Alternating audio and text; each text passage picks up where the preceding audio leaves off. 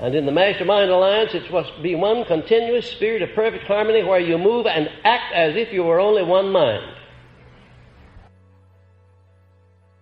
The American system of free enterprise is another example of efficiency through the Mastermind principle. This system is the envy of the world because it has raised the standard of living of the American people to an all-time high level. And that despite the fact that there's not perfect harmony. But there is motive. There is motive to the American system of free enterprise to inspire every individual to do his best. There is a motive there. And incidentally, more and more industry and business is coming to understand that they can go a step further, and instead of just having cooperation or coordination of effort between management and the workers, that they can have the mastermind principle by sharing management problems, by sharing profits, by sharing everything. And wherever I have been successful in influencing any business to adopt that policy, the business has made more money than it's ever made before, and the employees have received more wages, and everybody's happy. General instructions for the forming and the maintenance of the Mastermind Alliance. First, adopt a definite purpose as an objective to be attained by the Alliance, choosing individual members whose education, experience, and influence are such as to make them of the greatest value in achieving the purpose. A lot of times I'm asked by students, what is the most favorable number for a Mastermind Alliance? And how do you go about selecting the right sort of people for your Mastermind Alliance? And the nearest answer that I can give you that is that the procedure is exactly the same as if you were starting into a business and you were choosing employees. What kind of an employee would you choose?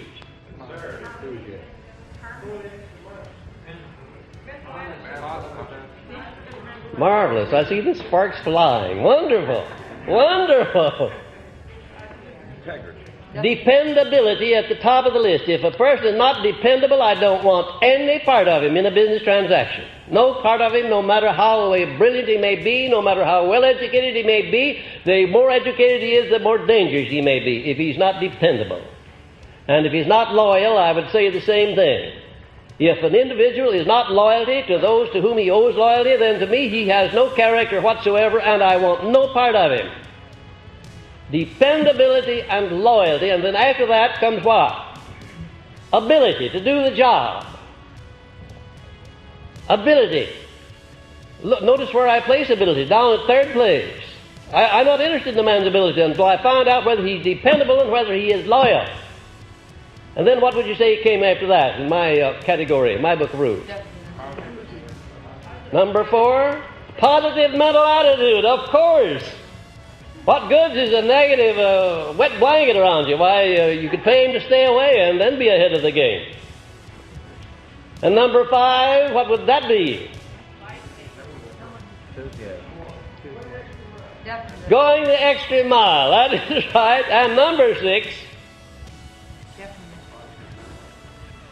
what would you say that is? Faith. Applied faith. Now let me tell you, when you find people that come up to all of those 6 traits, I want to tell you you've really found somebody. You're in the presence of royalty.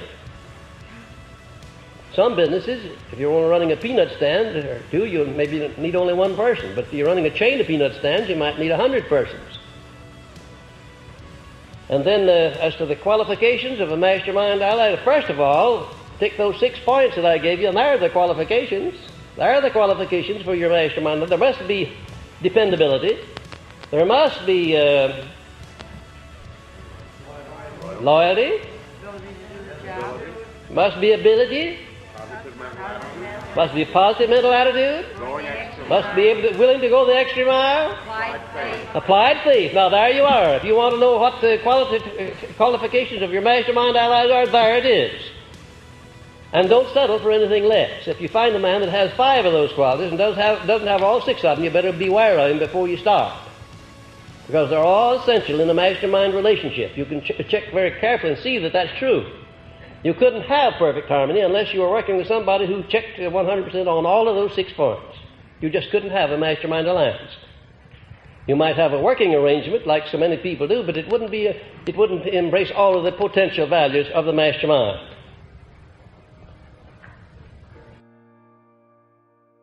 Next, determine what appropriate benefit each member may receive in return for his cooperation in this alliance. And remember, ladies and gentlemen, nobody ever does anything for nothing. No, they never do. You say when you give love to somebody, you don't get anything out of that? You don't do that for nothing? Well, let me tell you something. You get plenty out of that.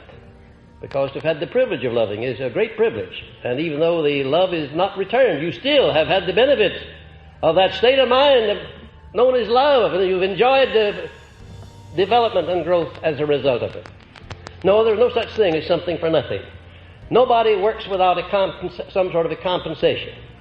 There are very many different forms of compensation. So don't expect that your mastermind allies are going to jump in and help you make a fortune or help you do anything unless they are equally participating in the benefits that come out of that mastermind alliance. Now, there's the criterion by which you go. They must approximately, each individual must approximately benefit equally with yourself, whether it's a monetary benefit or a happiness or peace of mind benefit, a social benefit, or whatever it happens to be. Never ask anybody to do anything if you want to be sure of his doing it, unless you give him an adequate motive for doing it. If I went down to the bank and wanted to borrow $10,000, what would be an adequate motive for the bank lending me that money? Two motives. All of them under the heading of desire for financial gain. Now, they'd want a bank would be delighted to loan me as much money as I could take away if I give them 3-for-1 security. Collateral. Collateral. They want collateral, and they want the profit on that loan. That's what they're in business for. Now, there are other transactions not based upon the monetary motive.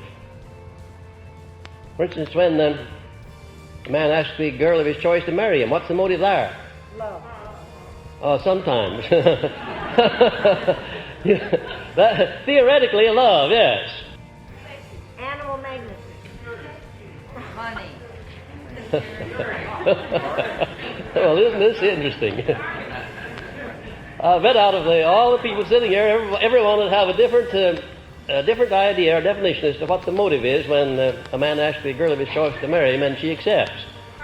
Why does she accept him?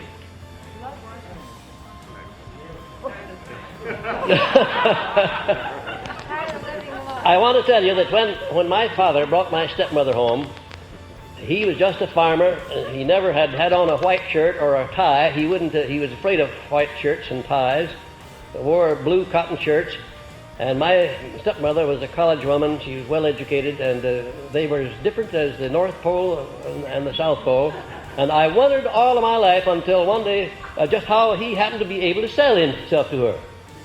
Of course, she cleaned him up and put a white shirt on him and made him look like somebody, but nevertheless, it took her quite a little while to do it. And she finally got him into the money, and he became an outstanding man. And at that point, I said to her one day, oh, how in the world did my father, I remember what he looked like and what he talked like. He used the Queen's English. Says, I seen him a-coming and I've done my duty, and all that sort of thing. I said, how in the world did he ever sell himself to you? What was the motive? She said, well, I'll tell you. First of all, I recognized that he had good blood in his veins and that he had possibilities, and I believed that I could bring them out. And she did bring them out. Mrs. Henry Ford and Mrs. Thomas A. Edison are two of the out. If you had a definite major purpose, knew exactly what you wanted to do, had a mastermind alliance of people that could help you do it, and then had sufficient faith to keep you going while you did it, don't you see that would be about all you would need?